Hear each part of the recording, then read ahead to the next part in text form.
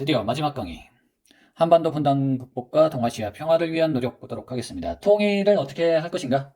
우리가 분단 상황인데 통일 정책을 어떻게 펼쳐왔었는지, 남북 관계가 어떻게 진행이 됐었는지를 살펴보도록 하겠습니다. 자, 이승만 정부 때는 뭐 전쟁을 했기 때문에 통일에 대한 노력이 전혀 없었죠. 그리고 박정희 정부 때 와서 조금 화해 모드를 펼치기 시작하면서 7.4 남북 공동성명을 발표하기도 합니다. 그래서 그 전에는 김신조 일당을 보내서 박정희를 뭐 암살하는 그런 암살조가 내려오기도 했었고, 우리나라에서도 684 부대라고, 실미도 영화 보셨나요? 옛날 영화인데 684 부대를 결성을 해서 김일성을 처단하려고 했으나 닉슨 독트린으로 좀 화해 물결이 이렇게 일렁이자 684 부대를 그냥 없애버리게 되네죠. 그래서 어쨌든 이런 7.4 남북 공동성명을 발표하면서 자주 평화 민족이라는 평화통일 3대 원칙에 합의를 하게 됩니다. 그럼에도 불구하고 이게 72년인데요. 76년에 판문점에서 도끼 만행 사건이 일어나기도 하죠. 그래서 도끼를 들고 달려들어서 좀 다툼이 있었던 이런 일도 있었습니다. 자, 전두환 정부 때는 이산가족 방문 및 공연 예술단이 있었고요. 이 이산가족 상봉, 그래서 떨어져 있던 어머니와 떨어져 있던 동생과 가족들과 만나는 이런 일이 전두환 정부 때 있었다는 점 중요하고요. 자, 노태우 정부 때에 와서는 조금 싸우지 않으려고 노력을 많이 한다라고 생각해 주시면 되겠고, 유엔에 동시 가입하고 남북 기본합의서를 체결을 합니다. 그리고 한반도 비핵화 핵 갖지 말자라고 선언을 하죠. 그래서 싸우지 말자, 다투지 말자, 전쟁하지 말자라는 기조로 남북 관계를 이어갔었다라고 봐주시면 되겠습니다. 그래서 내용을 봐주시면 상대방의 체제를 인정하고 존중하자, 무력 사용하지 말자, 경제 교류와 협력도 하자라고 화해를 하려고 했었죠. 김영삼 정부 때는 뭐 제네바 합의가 있었고요. 이것은 미국과 북한이 맺은 합의가 되겠습니다.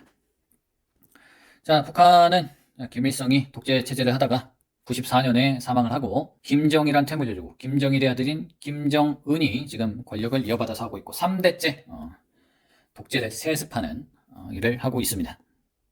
전 세계에 정말 이런 일은 찾아보기 쉽지 않죠. 자, 계속해서 김대중 정부는 햇빛 정책으로 유명하죠. 이때 최초로 정상회담을 개최하기도 했습니다. 그다음에 금강산을 관광하기도 했고요. 6.15 공동선언을 발표하기도 합니다.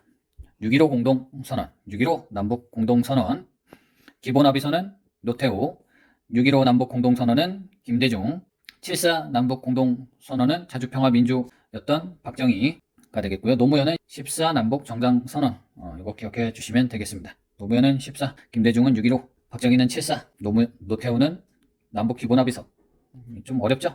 좀 몇 번 보다 보면 외워질 수 있으니까 잘 외워주시고, 노무현은 남북 개성공단을 조성하기도 했었다. 이명박 정부 때부터 남북 관계가 조금 안 좋아지기 시작하면서 금강산 개발 관광도 중단이 되고, 박근혜 정부 때 개성공단도 폐쇄하게 되고요. 문재인 정부 때 다시 남북 정상회담을 개최하기도 합니다. 판문점 선언, 이런 게 있었습니다. 금강산 해로가 김대중 정부이고 육로가 노무현 정부가 되겠죠. 그때의 모습, 개성공단의 모습. 하지만 항상 긴장 관계가 있죠. 이때 연평도 포격 사건이 2010년에 있었고, 이때도 약간 위기 상황이었었죠.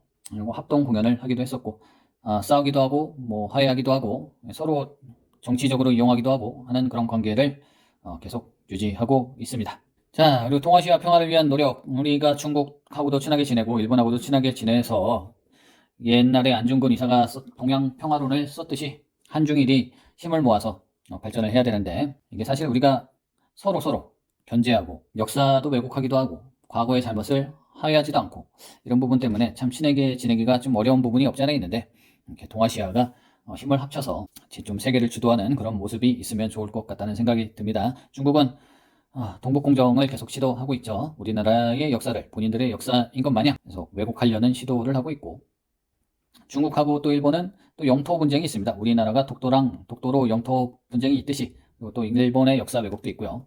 우리나라와 일본은 역시 역사 왜곡과 위안부 피해자들에 대한 사과가 없고 독도 문제도 있고 이런 문제들이 있고요.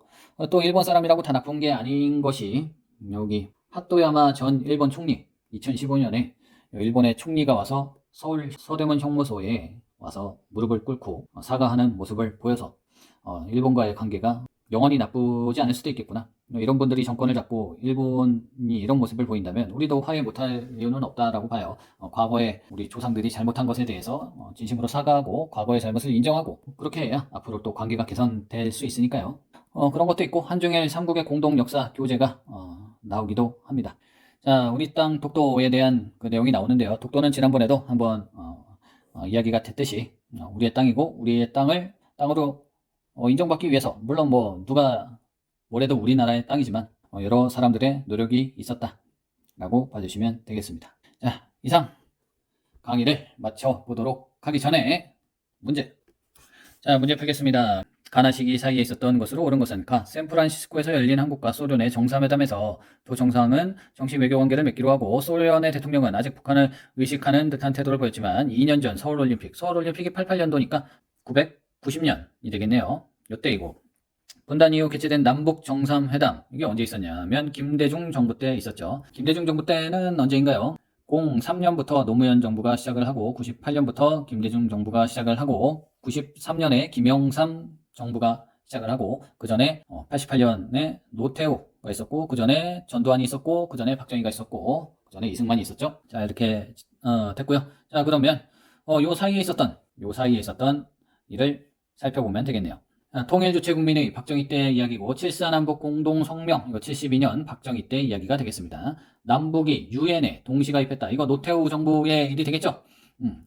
이것도 노태우 정부 때니까 이거 일단 후보. 우리가 정확한 연도를 뭐 아직 정확한 연도까지 다 외우진 않잖아요. 정부만 외우고 있지. 근데 다른 게 답이 될 수도 있으니까 일단 후보로 걸어놓고 자, 판문점에서 정전 협정이 조인되었다. 정전이라는 것은 이승만 때 53년에 정전이 됐죠. 자, 그리고 한일 국교 정상화 회담의 개최되었다. 이것도 한일 수교는 박정희 때 65년의 일이 되겠죠. 그러면 자, 3번이 되겠습니다. 노태우 정부 때 있었던 남북 유엔 동시 가입 이 정답이 되겠죠. 자, 다음 문제. 밑줄 친 이 성명이 발표된 시기를 골라라. 남과 북 사이의 대화 길이 트이기 시작했다. 자주 평화 민족 대단결 이거 7.4 남북 공동 성명의 내용이 되겠습니다. 자주 평화 민족 이거는 72년 박정희 정권 때 일이 되겠습니다.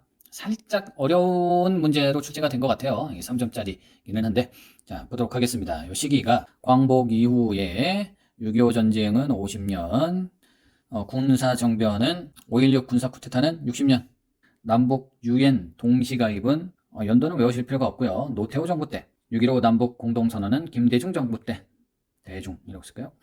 자, 그럼 이것은 어려운 문제네요. 자, 유신공포가 72년이고 얘도 72년인데 사실 얘는 7.4 남북 공동 성명이니까 7월 달이고 이 유신은 10월인데 이거를 뭐 알고 있어야 풀 수 있는 문제가 되나? 어쨌든 흐름상 남북이 통일을 이뤄 나가야 되는 상황에서 그 상황을 해결할 수 있는 것은 나야. 그래서 내가 계속 대통령을 해야 돼. 그래서 유신할 거야. 그러니까 이 7.4 남북 공동 성명이라는 게 남쪽이나 북쪽이나 독재를 유지하기 위해서 했던 그런 협상이라고 볼 수도 있는데요. 북한하고 남북이 친하게 지내야 되고 이제부터 이제 협상을 했으니까 이것을 할 수 있는 것은 나밖에 없어. 그래서 내가 독재할 거야. 나 유신이야. 이제부터 유신 정권이야. 하면서 10월에 발표했던 요 흐름을 기억해 주시면 풀 수 있는 문제가 되겠습니다. 단순히 월만 기억해서 풀기에는 조금 까다로울 수 있고 요 흐름을 느끼고 있는 상태에서 풀어주셨으면 풀 수 있는 그런 문제가 되겠네요. 좀 어려운 문제였습니다. 자, 어쨌든 답은 유신 전에 다가 되겠네요. 자, 이렇게 해서 교과서 강의가 다 끝나게 되었고요. 자, 그 필기 강의와 번갈아 가면서 보시면 정말 한국사에 대해서 많이 알 수 있고 흐름에 대해서 잘 잡을 수 있는 그런 강의가 될 것 같아요. 그리고 이거를 뭐 일일이 다 꼼꼼하게 외운다고 생각하신다기보다도 어느 정도의 스토리를 알아가면서 공부를 해가면 흐름을 잡고 해가시면 편하고 쉽게 너무 외우려고 스트레스 받지 말고 편하고 쉽게 흐름을 잡아가면서 공부를 한다라고 생각하시면 좋을 것 같습니다. 자, 그동안 고생 많으셨습니다. 감사합니다.